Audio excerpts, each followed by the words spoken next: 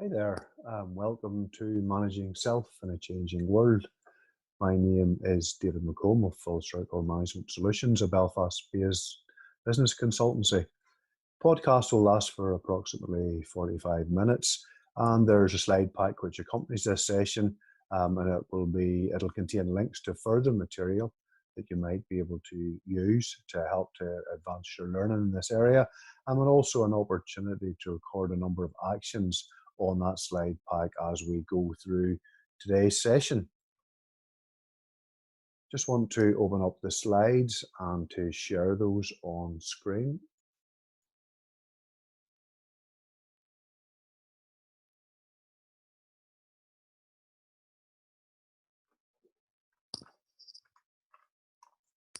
So an overview of our podcast. We want to just cover some general areas at the outset, and then we want to look at the idea of volatility, uncertainty, complexity, and ambiguity, and very much typified by where we now find ourselves, and also then to look at well-being and some things we might consider in that area. Also very focused on this session around three key areas on being proactive and how we might be and be more proactive going forward.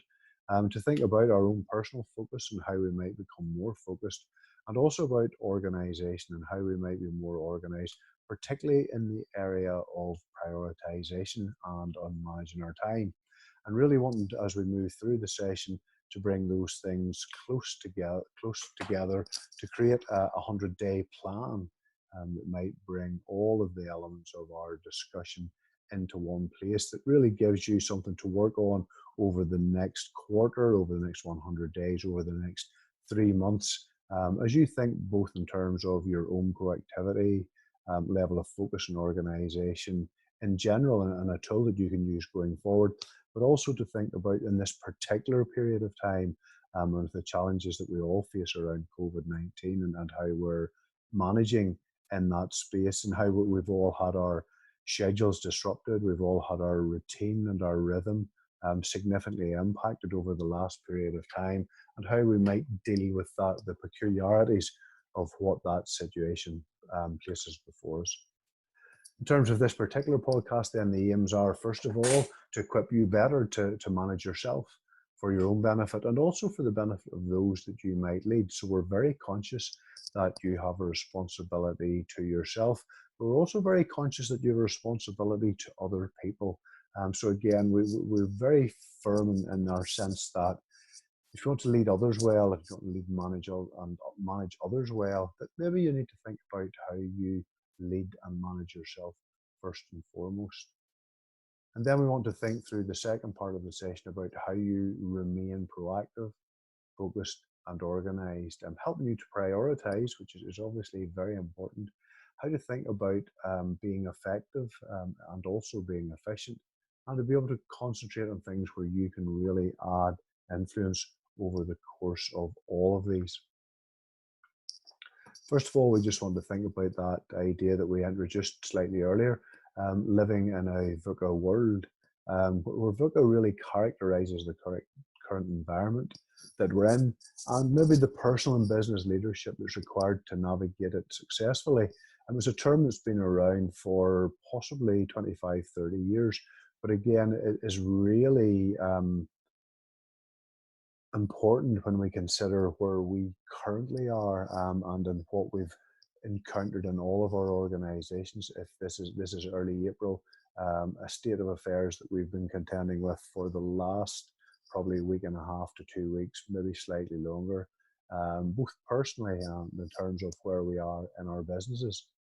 We think about volatility, and the state of flux that we're now in, how dynamically things change, how quickly things have changed. Certainly been the case over the last few weeks, but any of us who've been in business for a number of years will recognize that over successive years, the atmosphere has become more and more volatile, and we've seen changes in the political environment, we've seen changes in the economic environment, we've seen maybe more recently, we've been very focused around Brexit and things of that nature. So that's the environment that we've been in for a period of time, and that's certainly where we've been over the last few weeks.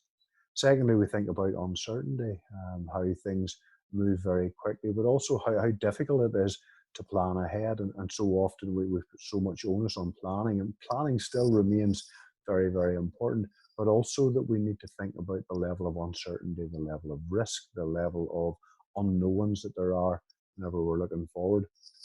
We'll be aware in the third of these around the complexity of the business environment. And again, any of us who are trading in through different currencies, who are manufacturing products that we then have to bring in either through our supply chain, products from a different jurisdiction, or are selling into a number of different jurisdictions. The complexity of the environment that we now have to work in, as well as contending with compliance, regulatory, legal, technical requirements as well.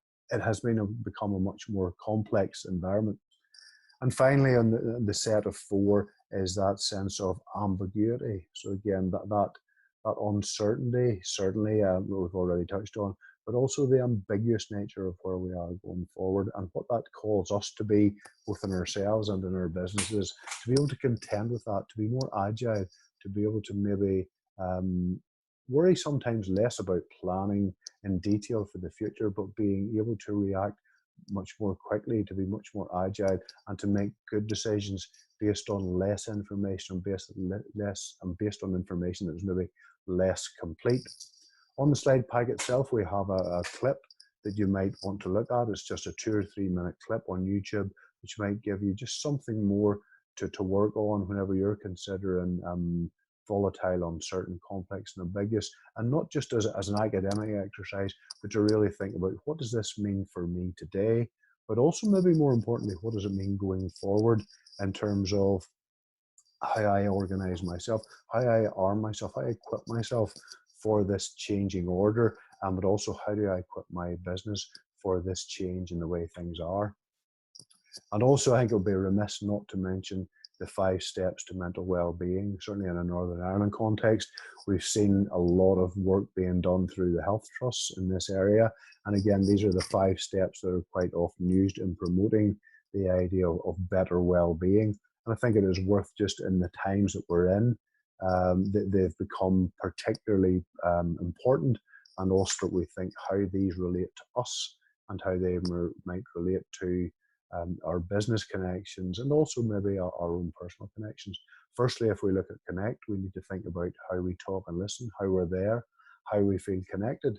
And certainly, we're not physically connected. We're not allowed to be as physically connected or as socially connected as we might have been through the traditional methods, through maybe face-to-face meetings, through being in the same workspace as our colleagues. So we need to look at different ways of doing that. And again, we have such fantastic technology with FaceTime, with WhatsApp video, with the medium that we're using to record this session through Zoom, Skype, and there's so many others that are available. But taking that opportunity to talk and listen, to be there and to feel connected, but not just to listen, but also maybe be able to see. Sometimes we can take in so much more information when we can see the other person as well as whenever we can hear them. To think about the importance of being active, and certainly this session isn't about diet and exercise, but we do recognize how important it is to release the endorphins, and how important it is to be active, to eat well, to exercise well, and to look after ourselves in terms of our own well-being, particularly at a time like this when our own rhythms and our own patterns and our own routines and schedules have been so significantly disrupted. Thirdly, we ask you to take notice, again, to take notice of those things that you enjoy and to carve out times for those.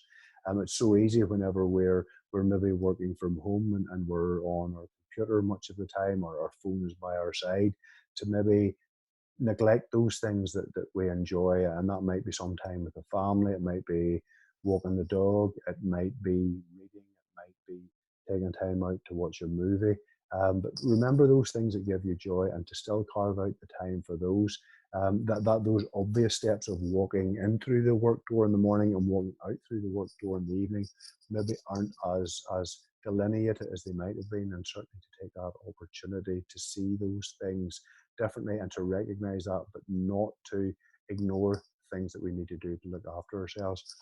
To think about keeping learning, and again, we've learned so much about technology over the last few weeks, but also to think about new experiences, continuing to learn, continuing to go deeper, continuing to maybe address those things that we've been putting on the back burner. And if you have been fortunate enough maybe to have a little bit more time, a little bit more sense than you've had previously, then to take that opportunity to attend to that piece of learning or that development of that skill you've been putting on the back burner for so long. And finally, of that set of five, the idea of giving, being more giving with your time and with your words and your presence. And that's to look out for yourself and to make sure you've connections with other people, but also to look out for those people who are in your immediate eye line who maybe could drop off. That maybe that colleague who's quieter than others, to make sure that you're still checking in, making a phone call, maybe making a FaceTime call, just to make sure that they're okay, and making sure that you're just encouraging people with your words and with your presence. So that's important for you to give out to other people, but also to receive from others. And I think the previous slide around the VUCA environment and also these steps to well-being are important as a background, maybe as a backdrop or as a context to much of what we'll discuss over the next 30 to 35 minutes. So I guess the burning question is, who is in the effectiveness business? And I think we all are.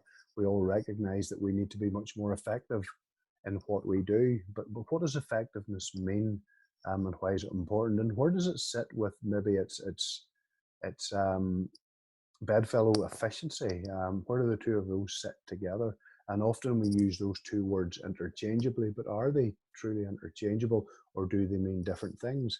And I think this is an important starting point over what we'll talk about when we talk about being more proactive and being more focused and being better organized, is that we recognize effectiveness comes first and efficiency comes second. And effectiveness is very much about doing the right thing. So are we doing the right thing? Are we doing the thing that is the highest priority? Are we doing the thing that matters most? Or are we being very busy doing things that maybe don't matter a great deal?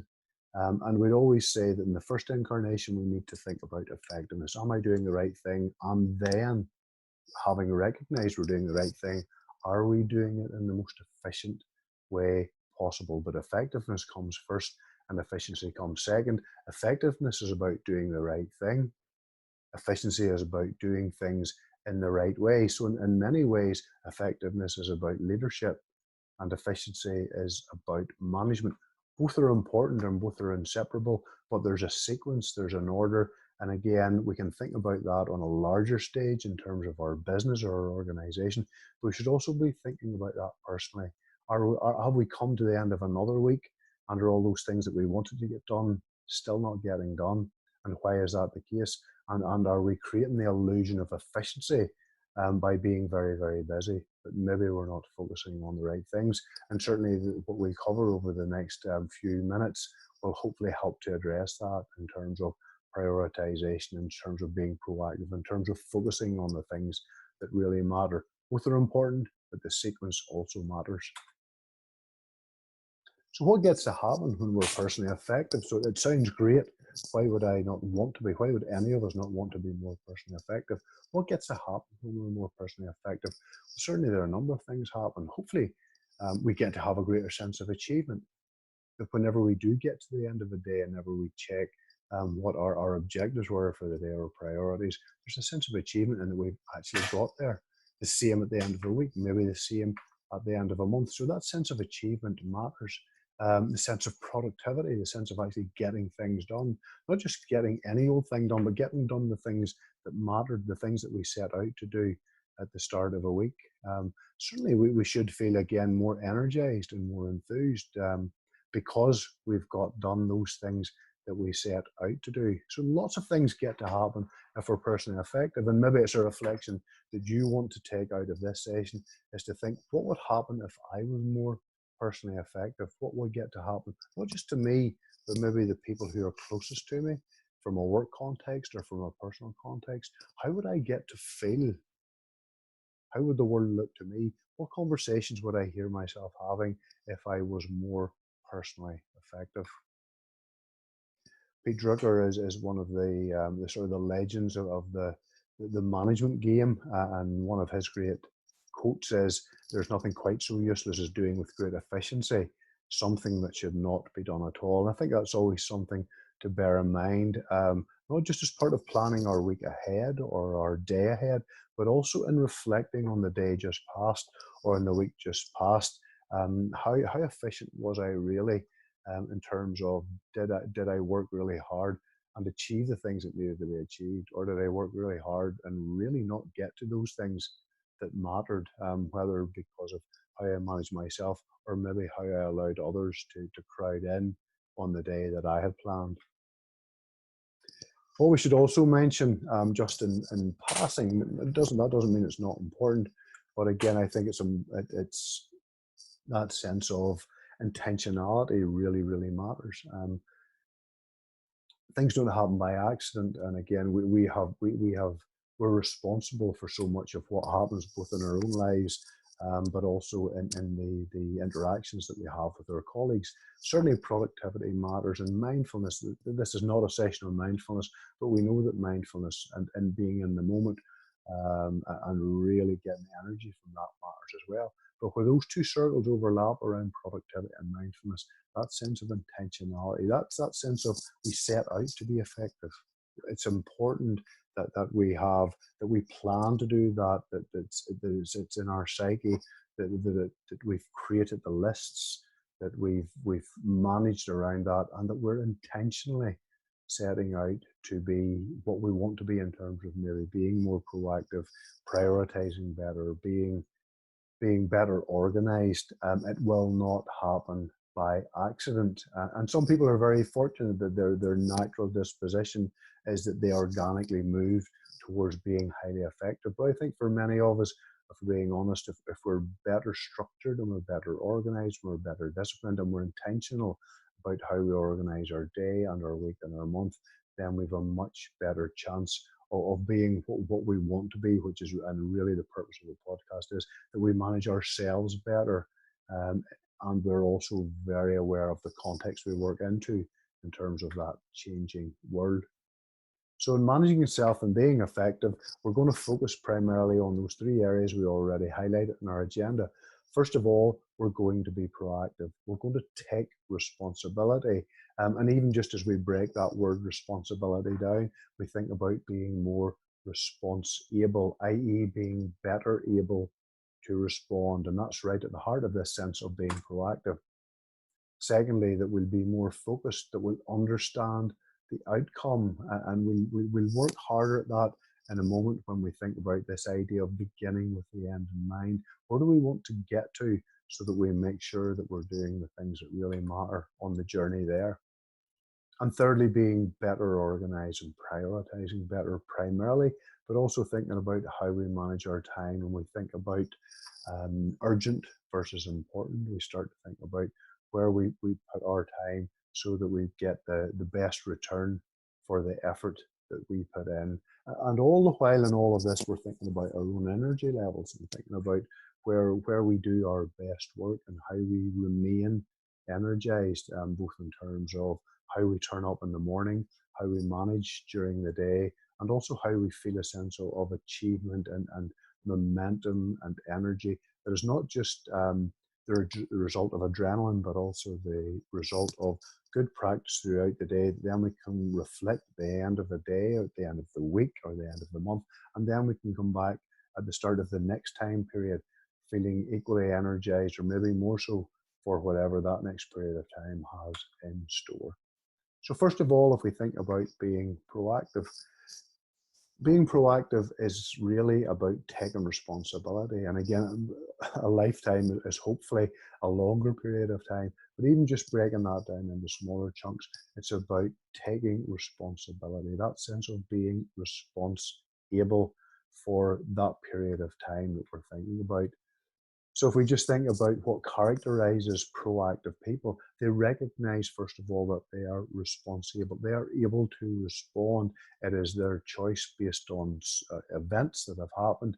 They can influence the outcome because they get to decide how they respond.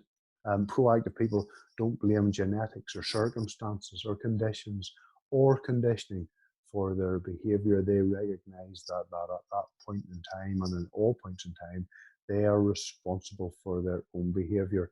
So again, we so often use this language about how we are and how others are around us and how much attitudes and behaviours matter. And we recognise it in ourselves. We get to decide how we turn up and the behaviour that we decide to exhibit. Proactive people are consistently executing great levels of resourcefulness and initiative. There's a great phrase that I've heard often used, that we are infinitely resourceful. We get to decide how resourceful we are, and never truer at this point in time. And again, in terms of how we respond, how we decide we'll respond to the situations around us. How resourceful can we be? And we've seen some businesses and some individuals that have been incredibly resourceful around how they use their time and how they focus on where the need is at this precise moment in time, and whether that's in terms of adaptability of their business to produce something completely different in terms of a product or service than they would have done previously, to find new opportunities, to find new lines of business, to find new geographies, to introduce something really creative to really meet a demand that's out there, and also to be initiative, to show initiative, to recognize that the right side of our brain is really important, as well as the logical and the process left side, and to recognize that we have initiative, that we can show initiative, and that we can be highly creative. And also, proactive people know that they can get to choose their own behavior, that they get to decide how they respond in different situations, and maybe without being overly negative, but also it's important to think about people who maybe are more reactive in their mindset, what might typify them. Very often, reactive people are more affected by their physical environment. They find other reasons, and whether that's government or whether that's the economy or whether that's a set of circumstances, and they blame sometimes those external sources for their behaviour. Whereas proactive people don't, they take account of what's going on around them and they respond appropriately. And again, getting right down to brass tacks, if the weather's good, reactive people tend to feel good. If the weather's bad, they might use that as an excuse or a reason for poor attitude or for less than optimal performance. And again, the weather is only one example. Reactive people can very often find a whole range of reasons why they're not as proactive as they might be. And again, maybe other language you might use when we've been proactive on one side and we've reactive on the other is to think about fire prevention as opposed to firefighting, having a risk focus as opposed to having an issue focus. So proactivity, massively important, and we want to think just about developing those ideas into another couple of concepts that might help us to really get our head around not just proactivity as a concept, but also about how we might actually be more proactive on a day-to-day basis. First of all, we have those interrelated ideas of how we think, how we feel, and how we act. And again, we all act in certain ways, but quite often one step upstream from how we act is how we feel, then pushing on how we act. And then if we take another step upstream, we think about how we think. And very often these three work very closely together. But where we need to get to is, in terms of root cause, is about being responsible or being proactive about how we think in the first instance, because that in turn presses on how we feel, and in turn presses and how we act. And again, there's lots of great neuroscience around these. There's lots more that we could talk about. But again, in terms of just what we're doing today, it's useful to think about how we think and how we have control over that. And then that can determine how we feel. And very often that manifests itself in how we act. Also, what's important in this space is this equation for those of you who maybe are more logic or process based, or maybe from an engineering or an operations background. We like a good equation. So E plus R equals O is saying that events plus your response is equal to the outcome. And what we're really saying is events will happen as events happen, and very often outside of our control, and very often in things that we have little influence over. But again, we can get to influence the outcome in terms of how we respond to any given situation. And again, we've seen this on so many occasions, maybe in our own lives, with people that we interact with colleagues in our own businesses or organizations, and maybe in ourselves in terms of how we react, in terms of us deciding how we respond. And again, that idea of being responsible based on the current set of circumstances, that we get to determine how we respond. And if we believe that, then we can get to influence the outcome. What I'd ask you to think about, and again, certainly at this precise moment in time, but also beyond this session, and maybe as we think of this session, it's a short burst of 45 minutes, but how do we react beyond this session? How do we proact beyond this session? How do we take action? And again, the real value will come on what you decide to do with the information, with the knowledge, with maybe the skills you've acquired over the course of this session.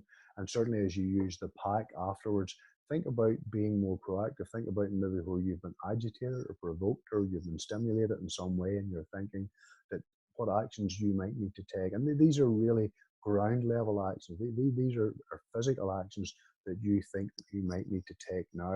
And who's responsible? And certainly you're responsible, but who else might you need to work with in order to be more proactive as an action out of the section that we've just covered.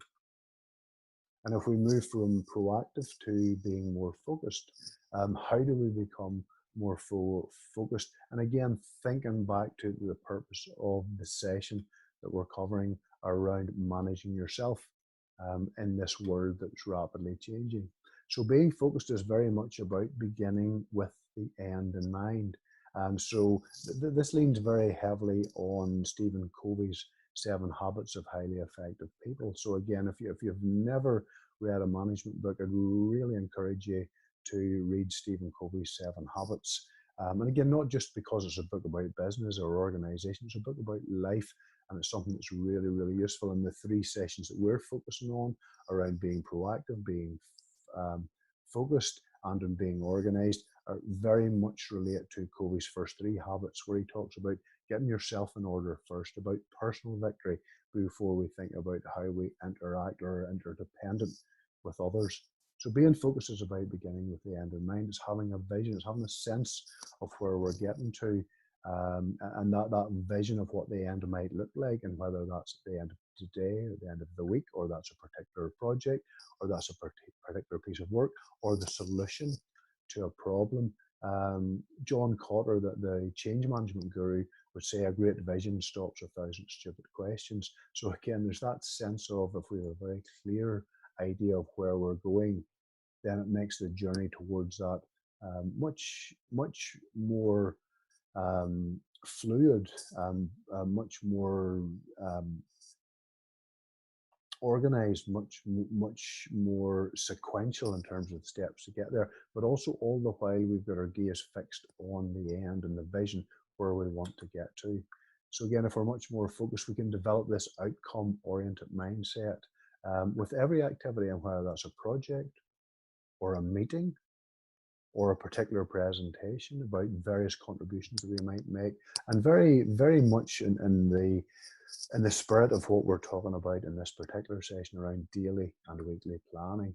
We think about being focused and managing our energy on the things that can be controlled as opposed to the things that cannot be controlled, and very much focusing maybe on where we want to be in terms of 100 days. And we talked at the very outset of the next quarter. As we're publishing this session, we're very much at the start of April. So where do we want to be at the end of this quarter, at the end of June, and maybe then in 200 days? And I think there's a sense of the time that we're in, and with the virus that we're trying to all work with at the moment, that sense of where would we be in the next 100 days, and then maybe in the period thereafter, as we think about where we might be whenever we start to move through the other side to whatever that new normal might be at that point. So where do we want to be in 100 days and 200 days? Where do we want our business to be? What do we want to be saying? What discussions do we want to be having? Who do we want to be doing business with? What jurisdictions, what products or services do we want to be offering in 100 or 200 days? So in the next quarter or in the next 2 quarters from where we are now. Again, I really like this statement: if your ladder's not leaning against the right wall, every step you take gets you to the wrong place faster. And it's very much about, when we're being focused, we're thinking about getting to the right place, but also taking responsibility and determining what that right place might be in terms of the things that we can influence, the things that we can control. And very much central to all of this is the sense of good planning, and why planning matters at all, and why bother planning. Because in the first instance, and I think that hopefully this visual really helps to get the message across, that planning is the mental first creation before the physical second creation. Very often when we're delivering on a project, or we're delivering on a week, or we're delivering on a month, there should be a very clear sense of, we've been there before, and we have been, because as we've planned it, we've been thinking it through, and we've that sense as we're actually delivering or implementing or executing, that we've already been there because we have in the planning process. So again, it's why planning is so important, but also planning with that sense of, what is the end in mind? What is the physical second creation? And that's the value of planning, is that we get to think through, we get to do a walkthrough of how our project or our day or our week might go, so that when we get there, we've a sense that we've already been there once. It's also worth, just as we pass through that idea, that the sense of a circle of concern and a circle of influence. I think if we get too caught up in things that concern us, but things that we can't influence, then we tend to spend time poorly. We tend to let other things impinge on our thinking, and we should much more focus on the circle of influence, those things that we can influence, and maybe look at initially not thinking too much about our circle of concern, and then also think about expanding our circle of influence. So what can we have more influence over in terms of partnerships, in terms of organizations we might be part of, in terms of other associations that we might make, in terms of networks of people that we might develop, or networks of businesses that we might develop, that allow us to expand that circle of influence. And absolutely key in terms of where we put our focus. Focus on those things we can influence, rather than those things that concern us, but over which we can exert very little influence. And again, as we think about, in the same way, about being more proactive, we now think about being more focused. What are the actions? What were you stimulated or agitated or provoked to think about over the last few minutes? And what actions might you want to take? And use the time following your watching of this podcast to think about how you might become more focused, or maybe let it run through the filters over a few hours or over a few days, and as other things occur to you, keep the file open, keep the proactive actions, keep the focus actions, keep those open, and add to those as we start to build a set of those that we might need to take some action around. And thirdly, we think about being better organized. So again, I think that's something that we might aspire to, and maybe this is the opportunity, with possibly more time or more space, or probably with better tools at our disposal, that we can become better organized. Right at the backbone of being better organized is this sense of putting first things first, or doing first things first. And very central to that concept, again, is the idea of better prioritizing. So we eliminate energy and time wasting tendencies by focusing and executing or implementing on your and your team's important goals within this rhythm. And we're going to talk a bit more about the rhythm of weekly planning, of better weekly planning, to execute on the most important priorities. So recognizing that in any day or any week, there'll be things that we'd like to have got done that we didn't get done, but those things that we did get done were the things that really mattered, the things that were a priority. And maybe as part of that, the idea of living a more balanced existence, that recognizing that not doing everything is okay, giving ourselves permission to not get everything done, but with the proper planning and the proper organization and the proper prioritization, the things that we do get done are the things that matter most. And maybe not just things in a business context, but things also in a personal context, that we get done those things that were most important. And what we're really saying, just to underpin all of that, is to realize that it's all right to say no sometimes, so that we can focus on those highest priorities. And sometimes that's saying no to ourselves, and sometimes that's saying no to other people or to other pressures. Very much at the center of Covey's thinking in this area is this idea of urgent versus important and where we should spend the majority of our time. And in terms of our thinking in this quadrant, where we would love to spend and where we should aspire to spend more of our time is in the top right hand quadrant. So we're spending our time on those things that are important but are not urgent, or maybe more accurately, in many cases, not urgent yet. Because I think we find, if we're being really honest, is that many of the things that are in the top left quadrant that are both urgent and important weren't always urgent. That at one time they were much less urgent, but somehow in the intervening time we have let things slip, or we haven't attended to things to create a draft, or to interact with other people first, or to run a short pilot, so that then we wait until something has become both urgent and important. So in terms of our own energy, in terms of our own the quality of what we produce, in terms of doing our best work, if we can spend more of our time in the not urgent and important, then the very strong sense is that we will be much more effective and we will be much more productive. And certainly in that quadrant one in the top left, there are things that are urgent and important. There'll always be things that are urgent and important. There'll be unscheduled work. There'll be last minute changes. There'll maybe be dealing with late inputs from other people. There may be sometimes with that sense of forcing decisions and enforcing closure. But if we can spend more of the time in the top right-hand quadrant, and that's not looking to spend 5% or 10% or 25%, but maybe looking to spend the majority of our time in that top right quadrant, on things that are thoughtful and creative, things that are better quality. Because the challenge is very often when we're doing work that's both urgent and important, even those things that we're naturally or ordinarily really good at, we get to be bad at those as well, which is really challenging for all of us. But if we're in the top right-hand quadrant, as well as being thoughtful and putting out high-quality work, we can also work at productive collaborations, working better interdependently with others, attending to training and development, and maybe getting to have some recreation and family time. In the bottom left-hand quadrant, those things that are not important but urgent are generally of lower value. They tend to be non-project emergencies, just miscellaneous administration that we find that we have to do, but do we really have to do it? And if it's not important, why would we spend high proportions of our time doing it? And if we move into the bottom right hand quadrant, that idea of not just work that is not important and not urgent, but maybe in looking at ourselves, do we overanalyze? Do we strive for perfection? Is there this paralysis by analysis? How many times do we recheck a presentation that's important? How many times do we recheck an email that's important? And sometimes we just need to let those things go, because they can also be viewed as not urgent and not important. And that's everything from gossip and idle speculation as well, and also maybe just pointless web surfing. There's pointless time spent maybe on social media as well.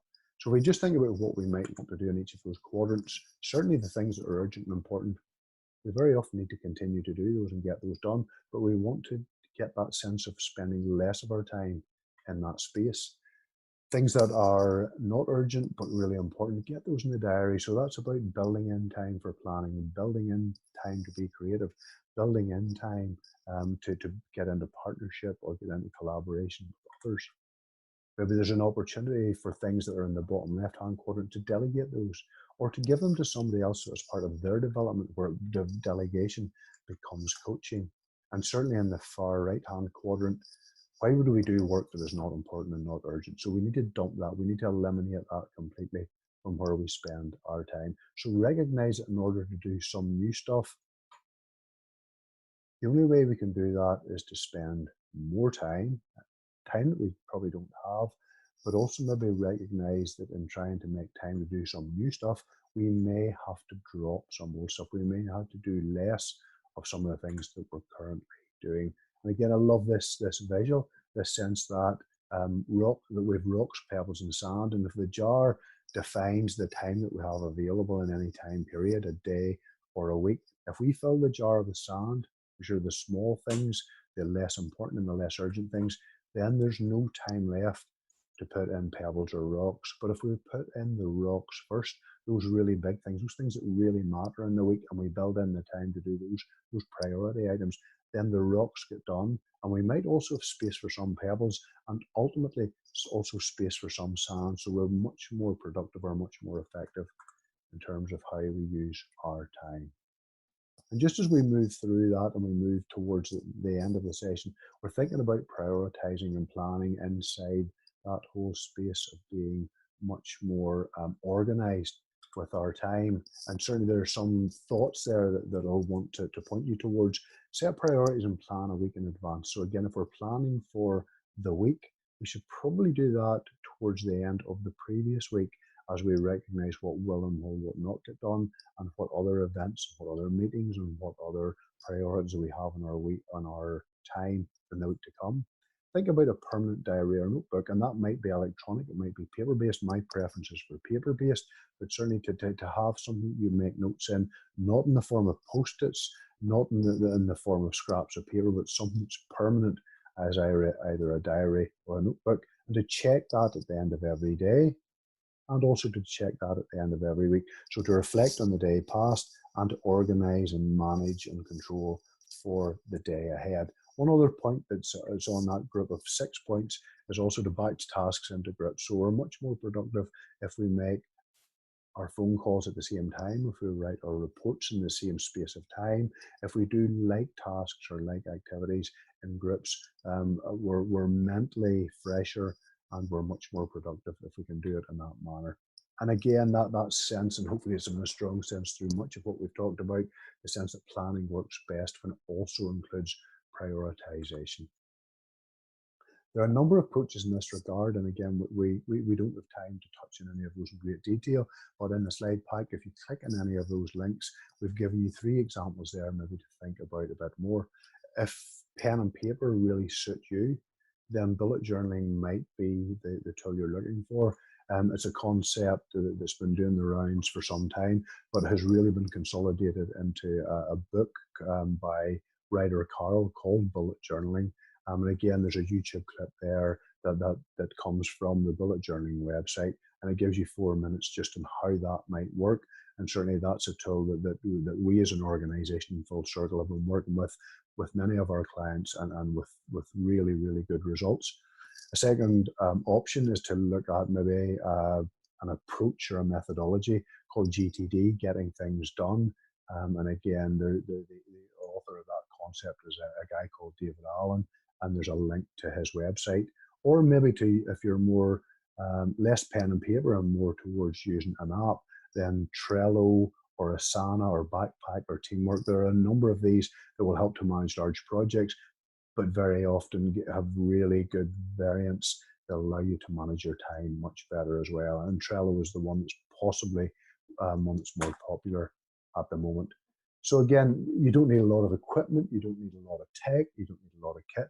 And in many cases, and for many people, pen and paper is more than adequate, and it allows you then that opportunity to be very creative. And again, we see a number of layouts there through the bullet journaling approach, where everyone comes at it in a very different way. But the key is that you have a system or a process or a method that doesn't leak, that doesn't let things get dropped, that you can manage multiple projects, you can keep many plates spinning.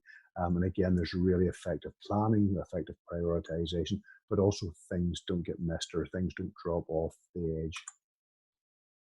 Just in terms of that practice, some ideas in there, just again, as we move towards the end of the session, get started and be intentional. Try it.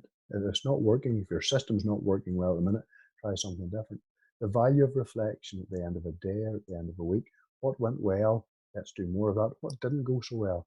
Maybe we need to do something different for the next day. Think about practice. Think about setting goals. Think about trying it on for size. Maybe first take a few small steps. So let's try it for a week and see how it goes. Let's try it for a month and see how it goes, and then refine and make better and improve. Think about maybe going at it for the longer term. Think about endurance. Think about resilience. Think about really toughing it out, and also be comfortable with imperfection. I've been using bullet journaling for 3.5 years, and it really took me 6 to 9 months to get to a system or a process that I was really happy with. And there are still glitches and there's still a few hiccups and I still hit some bumps in the road, but by and large, it's much better than it was. But I've got a system that very rarely leaks, and I have a system that allows me to plan and prioritize and hopefully make the most effective use of my time. So just some general pointers, some things to think about. The Pareto rule, the 80-20 rule, that 80% of your productivity is going to come from 20% of your tasks or activities. So this really, really reinforces that idea of prioritization and how important it is. Don't procrastinate. Make decisions, move things on. Again, it's often said the best thing to do is to make the right decision. The second best thing is the wrong decision. The third and the worst thing to do is to make no decision. So again, don't be a slave to procrastination. Make decisions and move things on. The old sporting analogy again works very well. Touch things only once, and maybe particularly applicable to emails. Read it once and decide whether you're going to dump it, whether you're going to pass it on, whether you're going to hold it for later, or whether you're going to take action right now. Think about meetings, and again, meetings can be incredibly productive or they can be incredibly unproductive and very ineffective. Every meeting should have an agenda, should have a set of objectives, and should result in some action that is followed up on. Have a consistent ritual, so have a pattern, particularly in the morning. And again, very often, if we're going to have a good day, we start well, we start strongly in terms of where we make the best use of our time for our first 15 minutes or half an hour whenever we sit down at our desk. Have a regular pattern, have a regular rhythm, and make sure that we get off to a strong start at the beginning of the day. We all know when we do our best work. We all know when we can only do maybe more mundane or more routine tasks, and we need to focus very strongly on our energy levels, and that's everything from our exercise and our nutrition, but also again on the types of work that we can do best at different times of the day. And also we need to recognize that we all have that life outside of work, and very often that balance between life and work and making time for both is where we're at our most effective, certainly inside the workspace. So just around being more organized, exactly as we did with the prioritization and proactivity, and is exactly as we've just done again with the idea of being more focused. Also being more organized, what actions do I need to take? Do I need to use a pen and paper method? Do I need an app? Do I need something that allows me to have better control of my systems? And just in terms of bringing that all together, we talked already about the 100 days or the quarter or 3 months and how important that is.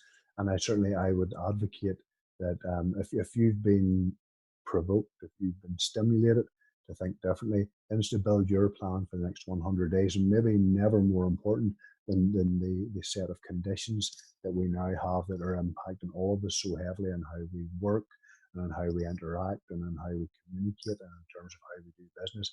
Maybe the creation of a plan for the next 100 days is really important, and building in those concepts of proactivity, those concepts of being better focused, and all of those great ideas around how we might be better organized. Now's the time to construct that plan and to start to work through that plan and to take the actions that are necessary, and maybe to develop a list of actions you need to support you as you work through that plan so that you can get to where you need to be at the end of the next. So finally, just a checklist as we conclude the podcast, just to think about wrapping up all the things we've thought about over the last 40 minutes. Recognize that you are in a volatile, uncertain, complex and ambiguous world. Recognize that your own well-being is absolutely central to all of what we've talked about. To think about implementing actions, not just about planning, but implementing actions to be more proactive, to be more focused, and to be much better organized. Think about your start, stop, continue routine. Think about if you want to start to do some neat new stuff in terms of being more proactive, focused, and organized, there may be some things that you need to stop to create the space to do that. And finally, go out there, create and implement your 100-day plan and get enjoyment and get energy and get fulfillment and get a sense of achievement through doing all of that. Just want to say thanks very much for joining me on this particular podcast. I hope it's been really useful, and I hope not just that you've enjoyed the 40 minutes, the 45 minutes that we spent together, but also that you have something you can take away, something you can work on, and that over the longer term, something you can really apply. My contact details are on the screen, and please feel free to come back to me, to email me or phone me if you require anything further, or you think that I'd be able to help in any other way. Thank you.